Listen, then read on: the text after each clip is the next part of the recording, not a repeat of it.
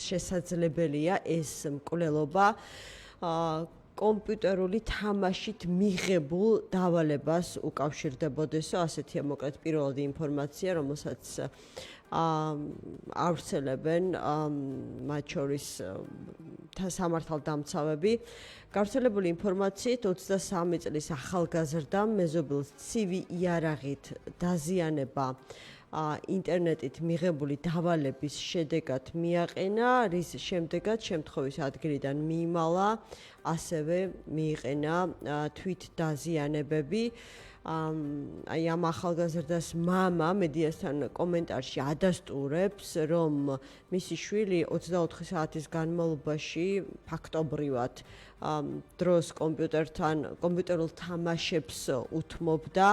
სიტყვასიტყვით აი წავიკითხავ რა თქვა დაკავებულის მამამ, მან თქვა რომ დილის 4 საათზე წვებოდა დასაძინებლად და სულ კომპიუტერთან იჯდა, როცა ჩვენი მეზობელი მოკლა, გამოიქცა და ტყეში დაიმალა, პოლიცია და სასწრაფო მივიდა, ეძებეს და ტყეში ნახეს. ასე ამ შემთხვევაში ვენები მოკლედ თვითმკვლელობას სცადა, ამოღებული არის სახლიდან კომპიუტერი და ტელეფონი, ეს ყველაფერი წაიღეს სამართალდამცავებმა გამოკვლევაზე, სახლი გაჩხრიკეს, სისხლიანი ტანსაცმელი ეზოში ეკდო და მიმდინარეობს ძიებაო. მოკლედ აი ასეთი არის მოკლე ინფორმაცია გუშინ მომხდარ დანაშაულთან დაკავშირებით. ამიტომაც გადავწყვიტეთ დღეს ვისაუბროთ კიდევ ერთხელ ამ თემაზე, რა საფრთხეს შეიძლება შეიცავდეს კომპიუტერულ თამაშებზე. მოდი ასე ვთქვათ, დამოკიდებულება, როგორ შეიძლება ამ ყველაფრის, არ ვიცი, მონიტორინგი და პრევენცირება, არსებობს თუ არა რაიმე ტექნოლოგიური შესაძლებლობები ამისათვის. ჩვენი ტელეფონის ნომერია 238-103-9. უпростоრეთ რადიო პალიტრა არის კიდევ ერთი სივრცე, სადაც შეგიძლიათ ჩვენს გადაცემას თვალი ადევნოთ და იქაც მოკლედ კომენტარების ან პირადი მიმოწერის ველი გამოიყენოთ იმისათვის, რომ თქვენი შეკითხვები ან რა ვიცი, მოსაზრება ამ საკითხთან დაკავშირებით მოგწეროთ. кейსის დამფუძნებელი ლაშა პატარაია, ჩვენ გადაცემის სტუმარი, ლაში მოგესალმებით, მადლობა გადაცემაში მონაწილეობისთვის. რა ვიცი, პირველ რიგში აი რას იტყოდით აი ამ საქმეზე, აი ამ მცირე ინფორმაციის არსებობის პირობებში. ნახეთ, ჩვენ არაერთხელ გვისაუბრია ბავშვების უსაფრთხოებაზე კიბერსივრცეში. 2016-18 წლებში ძალიან აქტიურად იყო მოდებული ჩვენს ინტერნეტ სივრცეში მათ შორის ეგრეთ წოდებული ლურჯი ვეშაპის თამაში. ამაზე ნაყოფიც ვარ თქვენთან და სლადაც გულაპარაკია. შემდეგ იყო Momo Challenge WhatsApp-ზე ძალიან გავრცელებული, უფრო მეტად დასავლეთის ქვეყნებში. შემდეგ იყო Blackout Challenge, როდესაც თვითხრჩობაზე იყო შეჯიბრი, ასე ვთქვათ და 15-დან 20-მდე ბავშვი ემსხვერპლა მაგ გამოწვევას. ნახე, ერთი არის ამ ტენდენციებს, ამ თამაშებს, ამის მიღმა ვინ არიან, რას აკეთებენ, რა ინტერესებია, რამდენად ის არის, რაც გვესმის თუნდაც ჩვენებებში, მაგრამ მეორე არის ჩვენ სად ვართ ამ დროს როგორც საზოგადოება. მე ძალიან ბევრი მომართავს, ბევრი საუბარი გვაქვს ხოლმე, ხშირად არიციან ვის მიმართონ და მიმართავენ პირველ რიგში кейს, იმიტომ რომ იგივე სამართალდამცავ უწყებებს არ გააჩნიათ საკმარისი რესურსი, რაოდენობრივად ფიზიკურად შეუძლებელი გაგაჩნდეს, რომ გადაფარო იმდენი საფრთხე, იმდენი ინციდენტი, იმდენი პრობლემა, რაც ჩვენ დღეს საქართველოში ინტერნეტ სივრცეში გვაქვს. ამის პირველი მიზეზი შეგვიძლია ვთქვათ და პოპულარულია, რომ გავიშვიროთ ხელი ის მშობლებისკენ, ვთქვათ კიბერწიგნიერებაზე 1-2 სიტყვა, რომ მათ დღევანდელ რეალობაში ევალებათ იცოდნენ ის კონტროლის მექანიზმები, ის საშუალებები, რითაც უნდა შეზღუდონ და აკონტროლონ ბავშვები, მაგრამ ჩვენ ხომ რაღაცები, იმიტომ არ უნდა ვთქვათ, რომ ასე არის გაწერილი სტანდარტში ან წიგნის მიხედვით ასეა, ხო? რეალობა ბავშვი არ საუბრობთ, ლაშა, ამასაც მივაქციოთ 23 წლის ახალგაზრდაზე ვსაუბრობთ, ხა რომელმა მშობელმა შეიძლება გააკონტროლოს, რას აკეთებს კომპიუტერთან. მივდივარ მაგასაკობრივ სეგმენტშიც რა. სწორედ მან მივდივარ. ნახე, როდესაც ჩვენ ლაპარაკობთ ხოლმე ლურჯი ვეშაპით რომ დავიწყეთ სულ თავიდან, ბავშვებზე იყო აქცენტი და ახლაც როცა ლაპარაკი არის ყველაზე მეტად მოწყვლადი ვინ არის, უფრო ბავშვებზე არის, ხო, საუბარი, როცა ინტერნეტ სივრცეში თამაშებზე, სოციმედიაზე და ესეთ ტიპის ჩელენჯებზე ვლაპარაკობ, მაგრამ ეს ყველაფერი პრაქტიკაში იმიტომ არ მუშაობს, რომ მშობლებსაც და მოზარდ თაობასაც თავადაც უჭირს თავისი აქტივობის დაცვა და ნავიგაცია ინტერნეტის ბნელ კუთხეებში, რომლებიც მრავლდება და ერთი დიდი როგორ თქვა, ღამის ბნელი უბანივით გახდა, სადაც არის პროსტიტუცია, ნარკოტიკები, იარაღით ვაჭრობა, ტრაფიკინგი, პედოფილია, ყველაფერი ის, რასაც ჩვენ რეალურ ცხოვრებაში ვარიდებთ ჩვენს ბავშვებს და ზოგადად ახალგაზრდებს, როგორც საზოგადოება, ეს გაცილებით დიდი დოზით თანმდევი ნაწილია. გადანაცვლებულია ინტერნეტ სივრცეში. კი. ახლა და ბოდიში რა ძალიან საინტერესო თემას შეეხეთ, აი არ თუ აპირებდი ამაზე საუბარს. აკრძალული ასე ვთქვათ კანონის მიღმა საქმიანობები, რომელიც ძალიან აქტიურად, არ ვიცი, ჩვენი ცხოვრების ყოველდღიურობად არის ქცეული. ნუ ჩვენი პირადად თუ არა, ძალიან ბევრი გვესმის ამის შესახებ, ხო? რეალურად გვესმის, რომ ძალიან ბევრი ახალგაზრდა არის დასაქმებული და დაკავებული ინტერნეტ პროსტიტუციით და ამაში ძალიან დიდ ფულს შეულობს. ეს არის პროსტიტუციის სხვადასხვა ფორმა. ამაში არიან როგორც გოგონები, ისე ბიჭები ჩართულები. მათ ნარკოტიკებით ვაჭრობა, კი ბატონო. ანუ ეს კიდე ცალკე თემაა, მე მგონი, რომელიც საჭიროებს შესწავლას და როგორ ხდება ისე, რომ აი ეს საქმიანობა ისე ხორციელდება, რომ სამართალდამცავები არათუ ვერ აკონტროლებენ, ცალკეულ შემთხვევებზე მაინც უნდა ახდენდნენ რეაგირებას. კარგი. ეს ის შემთხვევაა, როდესაც დანაშაულმა გაუსწრო მათ, ვინც ამ დანაშაულს იძიებს და უნდა მოახდინოს მისი პრევენცია, ანუ ჭკუით, ტექნოლოგიებით, ინოვაციებით. ეს ძალიან ხშირი მოვლენა არის ხოლმე. ანუ იგივე ჰაკინგში, კიბერუსაფრთხოებაშიც, ხო? დანაშაული ყოველთვის რაღაც პიკები არის, როდესაც რამოდენიმე ნაბიჯით უსწრებს უსაფრთხოების მხარეს. აქ არის პრობლემა იმაში, რამდენად წინ გისრებს, ან შენ რამდენად ჩამორჩები. ჩვენ ისეთ პლატფორმებზე, ისეთ სივრცეზე ვლაპარაკობთ, სადაც ტრადიციული მეთოდებით კრიმინალის პრევენცია, გამოძიება და აღკვეთა თითქმის შეუძლებელია. ჩვენ ვნახეთ რამოდენიმე кейსი, მათ შორის ამას წინათ ერთ-ერთ არასრულწლოვანზე 16 წლის ბავშვზე, რომელიც პოლიციამ დასტრესა, დააკავა, რაღაც გადაცდენები იყო და ასე შემდეგ. ეს რისი ანარეკლია. ანუ, როდესაც ბავშვს თხოვ, თუნდაც ლეგიტიმური ეჭვით, რომ ის ჩართულია ნარკოდანაშაულში, კურიერია ან რაღაცა მსგავსაკეთებს, ხო? რომ ტელეფონი გაგიხსნას, ეს არის პირდაპირ ინდიკაცია იმის, რომ შენ დამოკიდებული ხარ შენთვის პოტენციური დამნაშავის მხრიდან კეთილ ნებაზე გაგიხსნას ტელეფონი. ანუ რას გეუბნება ეს, რომ კიბერკრიმინალისტიკა, ტექნიკური ინსტრუმენტები, რითაც ეს უნდა შეძლოს შენით, პრევენციულად. მოძველდა დანაშაულთან ბრძოლის მეთოდები, ძალიან მოძველდა. აი ეს ფანჯარა, ეს გეფი ჩამორჩენის. უფრო მეტად გაიზრდება, მით უმეტეს რომ უფრო და უფრო მეტად ითვისებენ მაგალითად მოწინააღმდეგე მხარე, ანუ კრიმინალის მხარეში, უფრო მეტი ინოვაცია შედის, ვიდრე უსაფრთხოების მხარეში. სამწუხაროდ. თან პლუს ამას ემატება ბიუროკრატია. ახლა ნახე, როცა ვლაპარაკობდით აი წეგან ბავშვების თემაზე. ბავშვების შემთხვევაში პირველი რეცეპტი არის ხოლმე რომ ჩაუნაცვლო და ზოგადად ეს ფსიქოლოგიური რაღაც არის რა. არა ჩვენთვის არ ესმის. ანუ ბუნებრივად ასე ვართ მოწყობილი, რომ ჩვენ რეზისტენტულები ვართ არას მიმართ. და დაწყებული ჩვილი ბავშვით გაგრძელებული მოზარდით ყოველთვის მუშაობს ჩანაცვლება.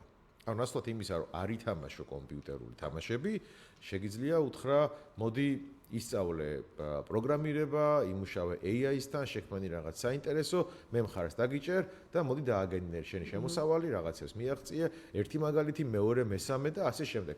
პირობითად ვამბობ, ხო? ჩანაცვლება. უკეთესი უფრო სასარგებლო საქმიანობისთვის მიმართო მისი ეს ინტერესები, ხო? კი, მაგრამ და უფრო საინტერესოს აქვე აღნიშნე, იმიტომ რომ უფრო საინტერესოა და თან შეუძლია ფულის გენერირება. არ მინდა რომ ეს ყველაფერი გადავტეხოთ მხოლოდ მშობლების თავზე. არ არის ეს სწორი.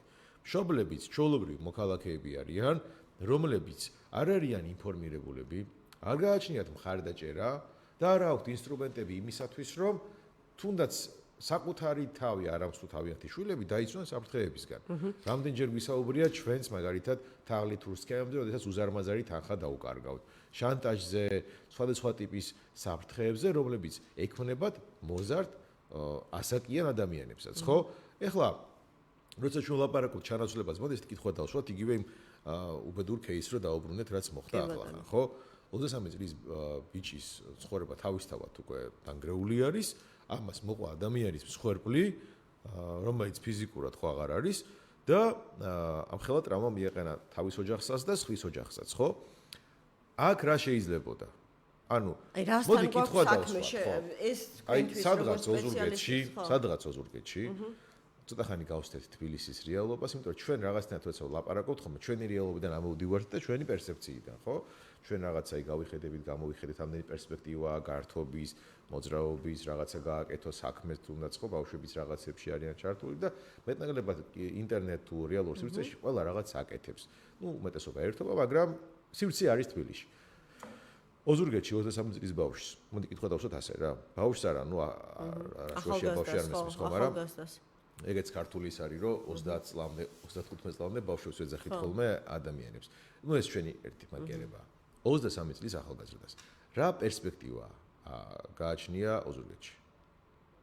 რეალურად რო თქვა, დასაქმებისთვის რეალიზების რაღაცა ინტერესების განვითარების, რომ აი 4 საათამდე იჯდა კომპიუტერთან, რაღაც არეული ქონდა ძილის რეჟიმი, სავარაუდოდ ფსიქიკურად ძალიან ბევრი პრობლემა ისედაც ექნებოდა, იმიტომ რომ როცა შენ საერთოდ არეული გაქვს დღის რეჟიმი, სტრესი გაქვს, შენ რეალობა არ მოგწონს, ამას გაურბი ხარ, ინტერნეტში იკეტები, აქეძებ რაღაცა შენ ნავსაყუდელს, აქეძებ რაღაც გასართობს და ანუ ეს ფორსირებული თვითგვემის რაღაცა პროცესი არის, ხო, ფსიქოლოგიურად. გარეთ რა პერსპექტივას თავაზობს ამ ახალგაზრდას ვინმე, საზოგადოება თუ სახელმწიფო. აქედან მოდის, ანუ ჩვენ ვერ აღკვეთავთ და შეუძლებელია რომ ამხელა კიბერკრიმინალურ სამყაროს უამრავი ინოვაციური ტექნოლოგიით შენ თქვა რომ მე ადეკვატურად ყოველთვის გავუმკლავდები. შეუძლებელია. შენ როდესაც შედიხარ ინტერნეტში, შენ მარტო ხარ უამრავ საფრთხესთან. და რაც უფრო მოწყვლადია ფსიქიკა, მით უფრო იზრდება, ეს არ ვიცი, კიბერსივრციდან სხვადასხვა გავლენების მოხდენის რისკი. ანუ ეს სქემა როგორ მუშაობს, ეს ძალიან საინტერესოა, იმიტომ რომ სქემაზე ვიტყვი, მაგრამ ნახე, ყველა სქემას გააჩნია საერთო პატერნი და გააჩნია საერთო შესაბამისად პოტენციური მოქმედების პრევენციის და რაღაც კონტრზომები. როგორ შეგვიძლია დავაზღვიოთ თავი? პირველი პრობლემა აი, როცა გადავდივართ ხოლმე სახელმწიფოზე, რაღაცა მოწყობაზე, რაღაც კონტროლის მექანიზმებზე, როგორც კი ვეხებით კიბერსივრცეს, ეგრევე მეტი საუბარი იმაზე, რომ აი რაღაცა რა შვება ამ დროს შენგან საქმეთა სამინისტრო, რა ხდება კიბერუსაფრთხოების მიმართულების რაღაც სამსახურებში, აქეთ არის აქცენტი, მაგრამ მოდი ხა რეალურად ვთქვათ, გავაანალიზოთ რა, ადამიანებს ჭირდებათ ალტერნატივა თვითრეალიზებისთვის, რომ მათ არ დასჭირდეთ ორი რაღაცა. საკუთარი ნავსაყუდელის ძებნა ინტერნეტ სივრცეში და მთელი აი, როგორ თქვა, რეალობის აღქმის შეცვლა ხდება ასეთ დროს, როცა მას გარეთ პოტენციალი არ აქვს და ანუ ან რაღაც გასვლა სხვა სივრცეში, ქვეყნის გარეთ ან ასე შემდეგ, ხო? ყველას არ შეუძლია თავის დამკვიდრება იმ რეალობაში, რომელსაც არ ეგუებიან. ახალგაზრდა ღებულობს და ნებისმიერი ადამიანი, ხო, სოციმედიის საშუალებით ერთ-ერთი ტრიგერი ჩვენი ფსიქოლოგიური მდგომარეობის, ეს არის სოციმედიის, როგორ თქვა, ის კონტენტი, რასაც მოვიხმართ, რითიც ვიკვებებით და რას ხედავს ამ დროს ადამიანი. ანუ ის ხედავს წარმატებულ ტიპებს, ბუგატით, ლამბორჯინით, რაღაცა უზარმაზარი სახლებით, მრავალმილიონიანი შემოსავლით.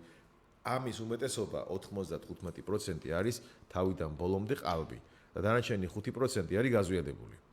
მაგალითად, დუბაი ცნობილი ამბავია, რომ გახდა ატრაქციონი ჩვეულებრივი, სადაც ჩადიხარ, დაახლოებით ალბათ ხარჯავ მაქსიმუმ $2000 ამოდენიმე დღეში და იქ ქირაობ რაღაცა საუკეთესო მანქანას, პოზიორობ საუკეთესო სასტუმროსთან და ყველა აი მთელი ეს ინტერნეტ სივრცე თავის და უნებურად ისე არის ფორმირებული ალგორითმი აჯილდოებს მათ, ვინც მეტ ესეთ ესთეტიკურ ვიზუალურ ყალბ კონტენტს შექმნის. ყველაფერი, რასაც ჩვენ უყურებთ, უმეტესობა არ არის რეალური. ანუ არც ადამიანები გამოიყურებიან ისე რეალურ ცხოვრებაში, როგორც სოციმედიაში, არც ის აქტივები არ გააჩნიათ, როგორც სოციმედიაში ამბობენ. და უმეტესობა სესხს იღებს იმისთვის, რომ სადღაც ბალიზე წავიდეს და ის 2 დღე გადაიღოს სურათები, ვიდეო. თუმცა ფაქტია, ლაშა სოციმედია კარნახობს ჩვენ ცხოვრების გარკვეულ, ასე ვთქვათ, წესს, შეიძლება ასე ითქვას. კი არ კარნახობს, განსაზღვრავს უკვე. უკვე განსაზღვრავს. ნახე, შენ როცა ამ კონტენტს უყურებ, ერთი ადამიანი ათრიგერდა ამ ყველაფერზე, შეეკრა 4-5 დაქალს ან მეგობარს არ აქვს მნიშვნელობა, მოაგროვეს რაღაცა $1000, წავიდნენ ის ერთი დღით ის სასტუმრო იქირავეს, გაიყო 5 ადამიანმა ეს თანხა, რიგრიგობით გადაიღეს ფოტოები სხვადასხვა კუთხეში და შენ საბოლოო ჯამში 5 ადამიანის სხვადასხვა პროფილზე ხედავ აბსოლუტურად ხელოვნურად შექმნილ პერსეფციას. ეხლა რატომ დავიწყე ეს რა? კი, კარნახობს, განსაზღვრავს და ეს ყველაფერი გაცილებით უფრო დიდი თემა არის. მივალთ მერე საიოფსზე და ფსიქოლოგიურ манипуляციებზე, მაგრამ საბოლოო ჯამში საბოლოო მოხმარებელი end user-ი, რომელიც უყურებს ამ კონტენტს, სკროლავს Instagram-ს, სკროლავს TikTok-ს, Facebook-ს და იცი რომ ეს არის ბაბლი, ხო? ანუ შენ სოციმედია აღარ არის უკვე რამოდენიმე წელია ფაქტია რომ აღარ არის სოციალური მედია. ანუ ადრე იყო ეს სოციალური მედია, როცა შენი ბიძაშვილი რაღაცა ახალ მანქანას რო იყიდი და დადებდა და ამ პირობითად მეორე ბიძაშვილი მწვავს რო შეწვავდა სადღაცას და ამას გადაუღებდა და ყველას უზიარდა შენ ხედავდი, ახლა ამას ვეღარ ხედავ. ისევ ყავს ფრენდებში, ისევ დებს ამ კონტენტს, მაგრამ ვეღარ ხედავ, ხო? შენ ხედავ იმას, რაც გაინტერესებს. და რაც გაინტერესებს, ეს ნაკარნახები არის. სოციმედიაც ერთგვარი კომპიუტერული თამაში თამაშად იქცა, სადაც ყველა მონაწილეობს ჩვენებში თუ უნებლიეთ. იკვებები იმით, რაც გაინტერესებს და მე რითიც იკვებები, ის ანუ ჩაკეტილი წრე არის, მოგეთ, ეს ძალიან რთულია ეს ალგორითმი ავხსნათ ახლა, მაგრამ რეალურად სოციმედია აღარ არის, არის ინტერესთა მედია. ანუ შენი ინტერესები თუ არის პირობით დროს მანქანები, გიგდებს მანქანებს, თუ გაინტერესებს რაღაცა მოგზაურობა გიგდებს საინტერესო რაღაც ლენდმარკებს, ხო? ანუ ეხლა რომ დავბრუნდეთ, ძალიან რთული აქვს ფოკუსირება, მაგრამ აი ეს ადამიანი, ერთი რიგითი ბავშვი, ოზურგეთში და განმაზოგავთ ეს ყველაზე. ოზურგეთში, ზუგდიდში, სანაკში, სულ ერთია, სადაც გინდა. ყველგან ერთი იგივე რეალობაა და მათ შორის თბილისში და სხვადასხვა უბნებში კიდე შეიძლება დავუყოთ ეს რაღაცა დემოგრაფიებად რა. ზის უყურებს ამ კონტენტს. პერსპექტივა არ აქვს. სადღაც ბალიზე წავიდეს და ქოქოსიდან რაღაცა კოქტეილი მიირთვას კი არა, კოკა-კოლას ვერ ყიდულობს ჩვეულებრივს. და მალე ეს კოკა-კოლას გაუძვირდება. ახე, ამას ვერ აკეთებს ეს ტიპი, ამას უყურებს და შენი აზრით ფსიქოლოგიურად როგორ გრძნობს თავს? ტრიგერდება, ხო, ანუ ემოციურად რაღაცა უნდება, ანუ მოთხოვნილება აქვს, მაგრამ ამის მიღება არ შეუძლია და სტრესი რა არის? აუთვისებელი პოტენციალის მიმართ შენი თვითგვემა. რომ აი ეს მინდა, მაგრამ არ შემიძლია. შემიძლია სადღაცას გამომივიდეს, მაგრამ აქ და ახლა არა. და ეს არის რაღაცაი ვერ ახსნი ამას ესე კლასიკურად როგორ შეიძლება რომ მარტივად გაგებადი იყოს, მაგრამ მარტივად რო თქვა ეს არის თვითგვემის რაღაც ერთ-ერთი coping mechanism-ს ეძახიან რა. აქ ხარ, მე აქედან იწყება procrastination, აქედან იწყება ყველა ის უბედურება, ხო? ვეღარ სწავლობს, ვეღარ ფოკუსირდება, ერევა მეგობრებთან ურთიერთობა, ასოციალური ხდება და პარადოქსი რა არის კიდე იცი, რომ რაც უფრო მეტი გაჩნდა ტექნოლოგია, განსხვავებით წინა თაობებისგან, როცა არაფერი არ გქონდა. და ეს ყველაფერი რაღაც სამეცნიერო ფანტასტიკის დონეზეც ვერ წარმოგვედგინა, რაც ახლა გვაქვს. მე გონები 20 წლის წინ, 25 წლის წინ, ხო? ახლა ეს ყველაფერი გვაქვს და ადამიანები არიან ყველაზე ეულები და მარტოსულები. ხო, აი მოდი ამ თემაზე ჩვენ გავაგრძელოთ საუბარი გადაცემის მეორე ნაწილში, იმიტომ რომ ეს სოციალური მედიის თემა საკმაოდ აქტუალურად შემოიტანე ამ საუბარში და ეს გაცილებით უფრო დიდ მასშტაბებს გულისხმობს და ხო რა ბავშვთან დაკავშირებით. აი ეს ტიპი ის ამ კონტენტს ღებულოს პერსპექტივა არ აქვს, არის ჩაკეტილი დღეღამე არეული აქვს და რას ელოდებით მისგან. რომ რას მიიღებს კარგს. შეიძლება არ ვნებოდოთ იმას, რომ ადამიანს ვიღაცას მოკლავს და რაღაც უბედურებას ჩაიდეს, მაგრამ ის არის მოწყვლადი ყველა ინტერაქციაზე, ყველა შემოთავაზებაზე. და მან შეიძლება კი რაღაც მომენტში თვითრადიკალიზაციას გააკეთოს და უარესი რაღაცას ტერორიზმს შეიძლება მიყოს ვიღაცამ ხელი ხვალ, ხო? იგივე რაღაცის გამო. ამიტომ მოდი დავსვათ კითხვა რა, მშობლებს და იმას მუდაუში ყოველთვის. რას ვაკეთებთ იმისთვის, როგორც საზოგადოება, როგორც ქვეყანა, როგორც თუნდაც სახელმწიფოს რას თხოვთ? არაფერს მე მგონია, რომ ალტერნატივა რა აქვს ამ ბავშვს მივყვებით იმ ტექნოლოგიურ ტენდენციებს, რომელიც, რა ვიცი, ვითარდება და ძალიან აგრესიულად შემოდის ჩვენს ცხოვრებაში. რეკლამა და რეკლამის შემდეგ გავაგრძელებთ სწორედ ამ თემაზე საუბარს.